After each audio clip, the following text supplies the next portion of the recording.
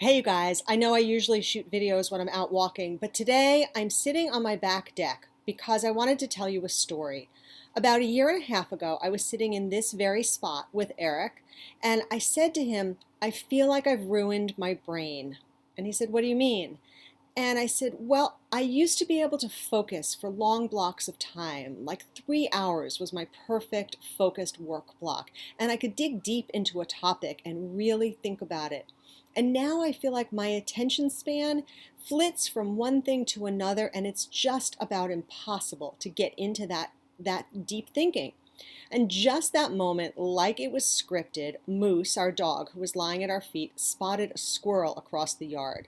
And he bolted up and took off after that squirrel. And I think most dogs, when they see a squirrel, it immediately grabs their attention no matter what they're doing. And that's how I felt. I felt like I couldn't hold my attention. Turns out there's research that suggests I might be right. We might be doing some damage to our brain. Microsoft did a study where they showed that the average person's attention span is about 8 seconds. And that is shorter than the attention span of the average goldfish. Our attention span is shorter than a goldfish. But there is some good news. And the good news is that brain research has shown that our brains continue to grow throughout our lives, continue to create new neural pathways, continue to evolve and grow. And what that means is that we can rebuild our focus and our concentration. Or even if you've never had it in the first place, you can improve. So how do we do that? I'm going to talk about 7 things that you can do to start to build your focus. And the first is, as I said, recognize that it is a skill and that's something that you can work on. It's like a muscle, and the only way you're going to improve it is by exercising it, by practicing. So next time you're focusing on something and your phone dings or your Slack messages or something else competes for your attention, don't go there. Just yesterday, I was working on something and part of my mind said, I wonder what the weather's going to be this afternoon. I wonder what will be the best time for me to take a walk. And I almost jumped onto my phone to pull up the weather app to see what time would be best. And I thought to myself, I am not going to do that. I'm going to stay focused on my task. And by doing that, you train your brain to stay where it is.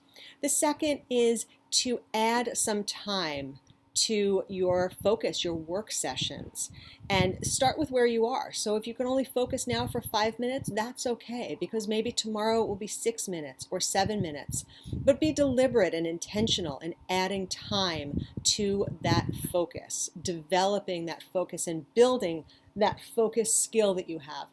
The third is to create as distraction-free an environment as you can.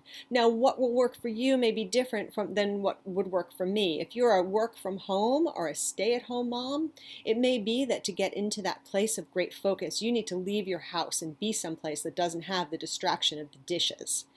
For others, it may be that home is the place that has the greatest focus or the fewest distractions and the greatest ability to focus. Wherever that place is for you, if it's a coffee shop, a library, or your favorite chair in your home, create an environment around that that's a great place for you to practice and work on your focus. The third is nurture and develop habits that support focus. What does that mean?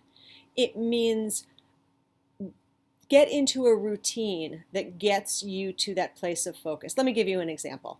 I write every morning for about 45 minutes. That's the best place for me to work on my distraction tendencies. And my routine before that is I get up early, I pour myself a cup of coffee, I do a 10-minute meditation, I do a little bit of stretching, and then I sit down in my favorite chair and I focus, I start to work. That routine primes my mind, primes my body to know that that work session is coming. So what are the routines that get you towards that place of focus? Nurture them and stick to them. The next is to have an easy way to capture thoughts that invariably will hop into your mind and try to pull you away. So the way that I do that is I keep a notebook and a pen right next to my desk, right next to my computer all the time. And when invariably the thought hops into my mind and tries to pull me off, oh, I have to remember to do X, I take a moment and I write that down and go right back to what I'm doing. Because sometimes if you don't capture that thought someplace, it's going to keep percolating in your mind because you don't want to forget. You think it's important. May or may not be important, but you think it's important. So take a moment, write it down, and then get right back to what you were focusing on. The next is, as I mentioned, and we've talked about before, meditate. Meditation has at its heart the goal of training your brain to focus, to concentrate, teaching you that you control where your mind goes. It's not easy. It's exercise. It's like any other form of exercise. But if you develop a meditation practice, even if it's just 5 or 10 minutes every day, it will be an invaluable tool to help you grow your concentration and focus. And the last, which of course is my favorite, is walking. There is tremendous research out there about all of the benefits of walking. Among them is it improves your ability to focus and concentrate. It also makes you smarter and more creative and helps build your brain, helps fight off dementia. It's great. So when you need to focus on a project, take a little bit of time, 5 minutes, 10 minutes, 30 minutes, to be sure that you're getting walks in during the day and before that period of time when you really want to sit down and be at your best. The moral of the story is building your focus, not being like Moose and the squirrel, is something that you can practice, develop, and get better at. I promise. Good luck. Let me know how it goes.